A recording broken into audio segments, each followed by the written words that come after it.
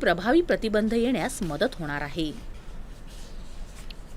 शेतकरी कर्जमाफीसाठी महाराष्ट्र सरकारनं विकसित केलेल्या विशेष पोर्टलच्या माध्यमातून सर्व सरकारी विभाग आणि बँकांचा समन्वय साधण्यात आला आहे.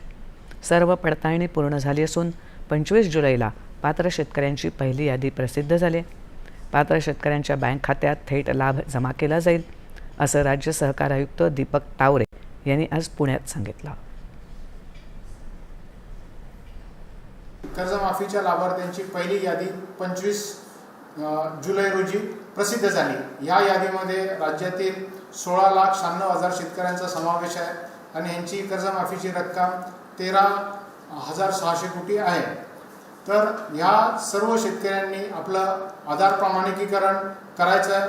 आधार प्रमाणिकीकरण केल्यानंतर त्यांना लाभ त्यांच्या थेट बँकेच्या खात्यामध्ये जमा करण्यात येईल. आधार प्रमाणिकीकरण करण्याकरता त्यांचे आधार कार्ड किंवा जी त्यांची यादी प्रसिद्ध केलेली आहे त्याच्यातला विशिष्ट क्रमांक घेऊन आपले सेवा केंद्रावर जायचे आहे. ज्या शेतकऱ्यांनी ॲग्रीस्टॅग फार्मर आय डी काढलेला नाही त्यांना ॲग्रीस्टॅग फार्मर आय डी काढणे आवश्यक असेल.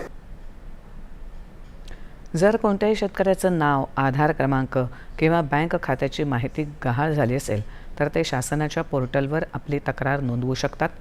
या तक्रारी जिल्हास्तरीय समितीकडे पाठवल्या जातील आणि त्यावर समितीकडून लेखी स्वरूपात समाधानकारक उत्तर दिलं जाईल, अशी माहिती त्यांनी दिली.